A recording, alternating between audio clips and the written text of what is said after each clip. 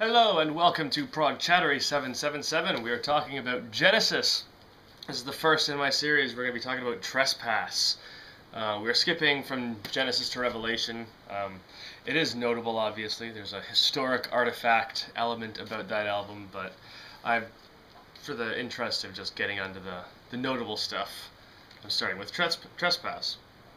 Yeah, this is definitely the band's first real album. Because they performed in a public school, Charterhouse, I believe it was called. I hope that's right. That was where Peter Gabriel, Mike Rutherford, Tony Banks, and Anthony Phillips got together. They originally got together as a songwriting collective, and they were trying to write songs and have them performed by performing musicians. And then somewhere along the line, they started performing their own songs, and Jonathan King was someone that kind of helped him out in the early years and got Genesis to Revelation going. That album is actually, their proper debut is actually a pop album, or it's late '60s kind of pop, which is interesting because they went on to become obviously a really cool progressive band, but they went back to being a pop band, so they kind of came full circle in a way. But anyway, Trespass is the first album where they were kind of on their own. This Jonathan King character was out of the way, and it's notable because it is I know obviously there's technically two albums, including the first one with Anthony Phillips, but this is the only real proper Genesis album that includes him. He played the guitar before Steve Hackett did. Well, just might as well tell the whole lineup. We got Peter Gabriel, he's the vocalist. Obviously, he says he also plays flute, accordion, tambourine, and bass drum. I always see the bass drum in the live concerts, and obviously he's kind of known for doing the flute in the early Genesis.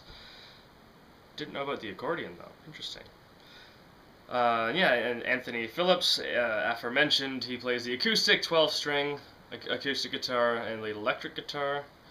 Anthony Banks, Tony Banks, he was the keyboards kind of guy. Mike Rutherford on acoustic guitars, 12-string, and bass. And then on drums, it's not Phil Collins yet. We've got John Mayhew, that's his name. I knew that, I just didn't know it off the top of my head.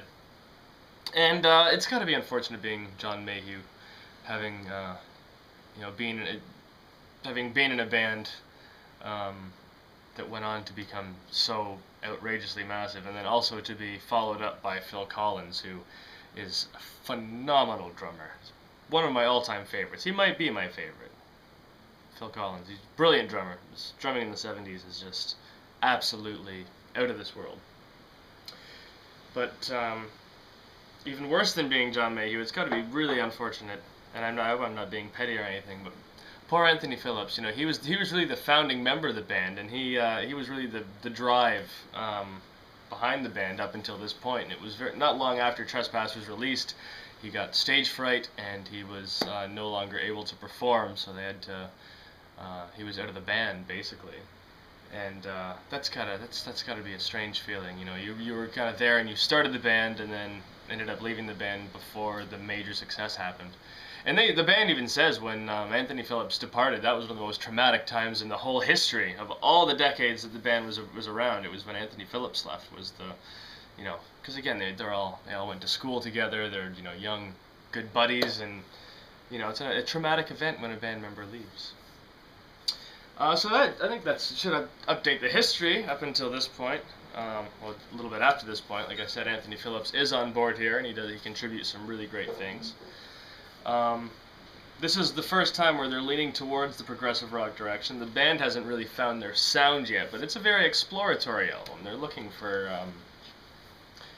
they're trying to look to catch on to, what was going on at the time. King Crimson with Court of the Crimson King and Wake of Poseidon.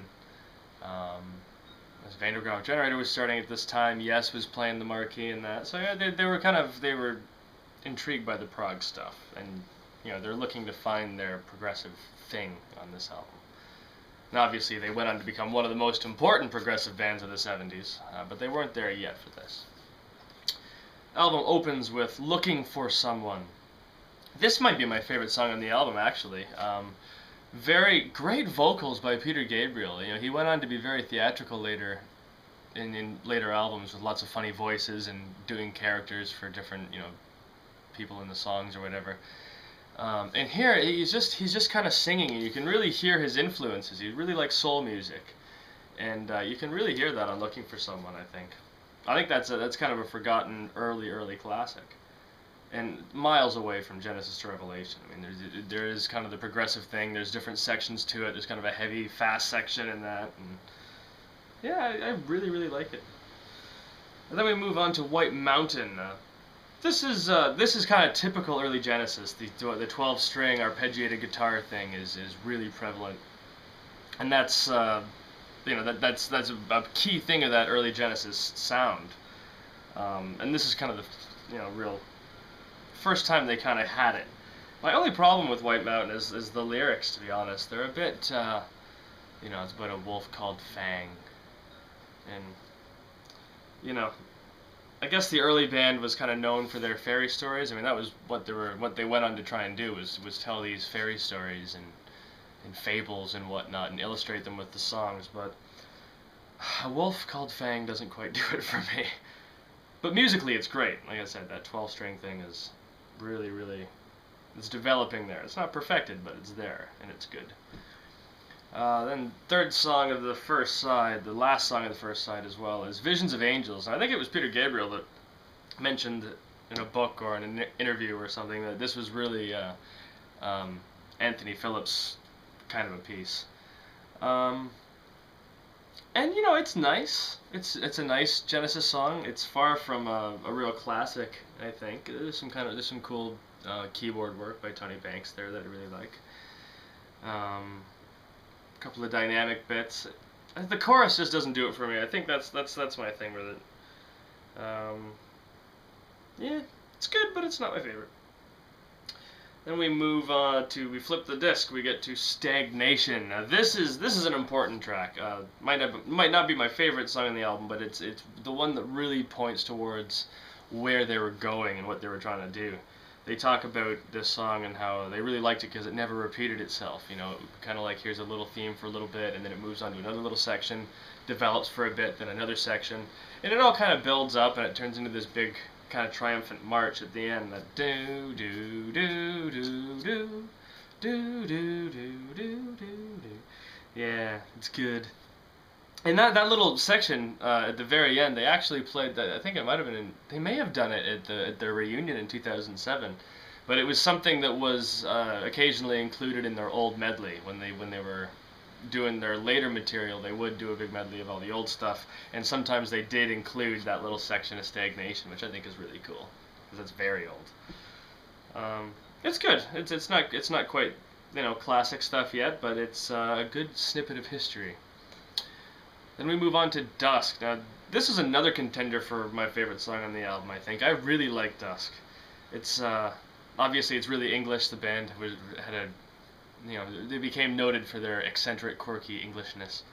And Dusk is got all of that, but it's also kind of got the Crosby, Stills, Nash and Young thing, the vocal harmonies in that. It's like a very English Crosby, Stills, Nash and Young. Really like the song. I think Dusk is an early classic. And the album finishes up with The Knife, probably the most famous song off the album. Of course, they played it quite a bit.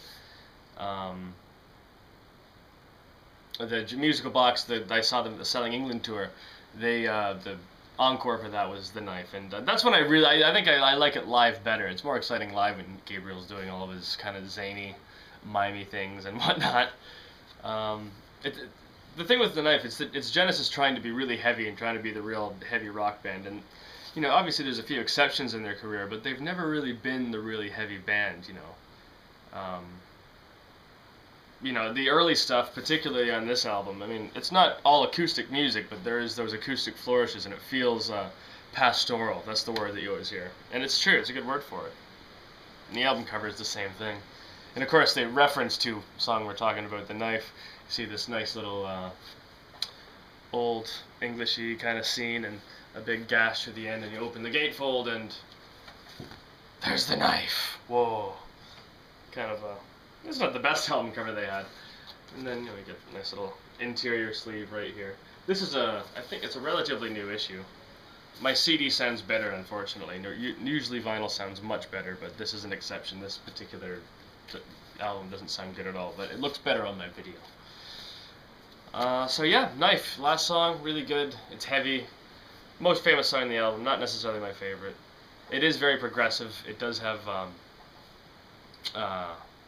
the kind of sections and whatnot. There's definitely the song goes somewhere. Yeah, really, really good. It's said it is kind of a document in history, but and it's the album that I always kind of forget about. But anytime I do throw it on, I can listen to it front to back and be like, that was lovely. So there it is, Trespass. Not a bad album at all.